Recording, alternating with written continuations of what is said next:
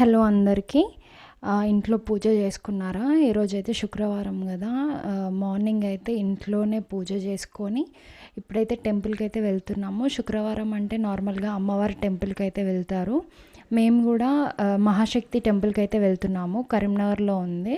ఇది దాదాపు కరీంనగర్‌లో ఉన్న వాళ్ళందరికీ తెలిసే ఉంటది.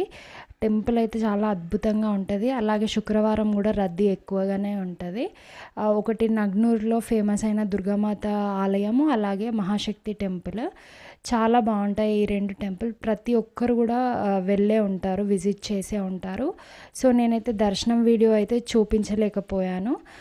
ఇప్పుడైతే దర్శనం అయితే కంప్లీట్ అయిపోయింది. కొబ్బరికాయ అయితే కొట్టి వాటర్ అయితే తాగామన్నమాట.